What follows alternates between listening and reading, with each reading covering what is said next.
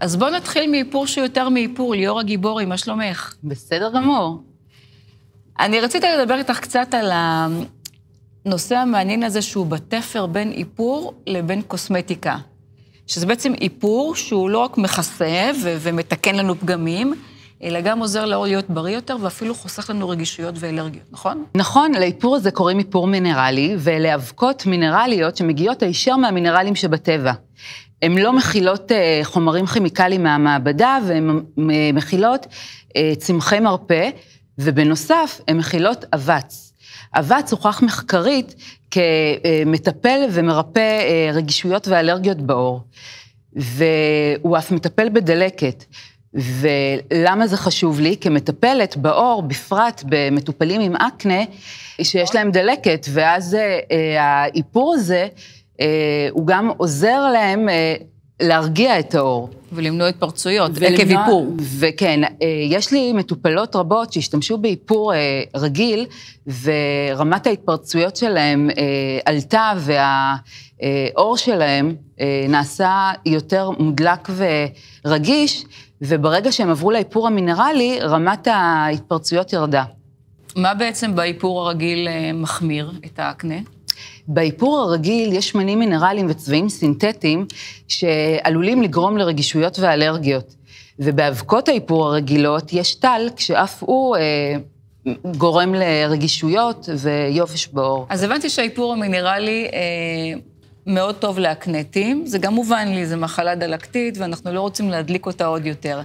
יש עוד מצבי עור שבהן היית ממליצה למטופלות שלך, כן להשתמש באיפור מינרלי ולא רגיל? כן, בסוגים מסוימים של פיגמנטציה, כי פיגמנטציה, ולא הרבה אנשים יודעים את זה, מחמירה כשהעור בסטרס. וכשבאים לטפל בפיגמנטציה, מומלץ ורצוי כמה שפחות שיהיה סטרס בסביבה, נכון? להשתמש בחומרים מגרים לעור. האיפור המינרלי הוא מצוין כהגנה מפני השמש, ובכלל בהרגשה על העור. הוא מכיל מינרלים שמאוד כלילים על העור ביחס לאבקות איפור רגילות.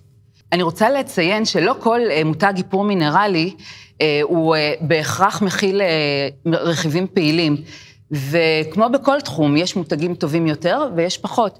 תמיד כדאי לבדוק לעומק. זו פעם ראשונה שאני שומעת על כזה דבר שאיפור שאו מטפל או מרגיע או לא מחמיר.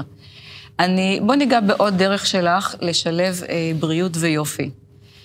אני יודעת שבכל טיפול שאת עושה, אם זה טיפול פנים, אם זה פדיקור, איכשהו מגיעים לזה שאת משחררת חסימות בתוך הגוף ומטפלת גם בו. ספרי לי קצת על זה. כן, מה שאני משלבת זה רפלקסולוגיה. האמת היא שיש כאלה שבאים רק לזה, וכשנשים מגיעות לטיפול פנים, אני בדרך כלל שואלת אותם במהלך הטיפול, אם הם מרשות לי לגעת בכפות הרגליים. ואני לא בהכרח מזכירה את המילה רפלקסולוגיה, אבל הרבה מכירים את התחום. נקודות בגוף, איברים בגוף מיוצגים בנקודות בכפות הרגליים. ממש, כף הרגל עם מפה של הגוף כולו.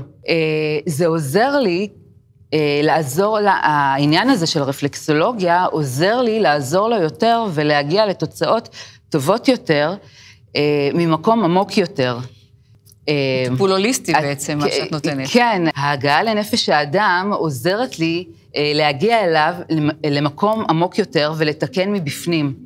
ממש מכף רגל ועד ראש. הפעם זה מילולית, מכף רגל ועד ראש, כן? כן, החל מכפות הרגליים שמובילות לריפוי עמוק יותר, ועד לפנים שבעצם בדרך כלל לשמם מגיעים, זאת המטרה שלשמם מגיעים אליי. הוליסטי, כמו שאני אוהבת, כן? לקבל לא רק טיפול פנים, אלא טיפול ככה נפש, גוף וכל מה שמסביב. אבל אני יודעת שעם כל הגישה ההוליסטית הזאת, את גם מאוד מחוברת לקרקע, ויש לך טכנולוגיות לטיפול בעור, ומרכיבים מאוד מתקדמים, נכון? כן, באקנה ופיגמנטציה, אני מטפלת בטכנולוגיה שנקראת לייזר. זה נקרא לייזר קרבון, וזה מטפל בכתמי פיגמנטציה נקודתיים וכתמי גיל. בנוסף זה מטפל באקנה. מה שהלייזר עושה הוא הורג את חיידק האקנה, מקטין את הפרשת החלב ומטפל בדלקת. לייזר הוא טיפול יעיל ואפקטיבי לכל סוגי... סימני הגיל, אני חושבת, נכון? לכל סימני הגיל, כן. כן. בהצרת האור. נכון, כי הוא בעצם משייף, אז בעצם האור נהיה חלק יותר. כן, ולמה. תודה, היה מעניין.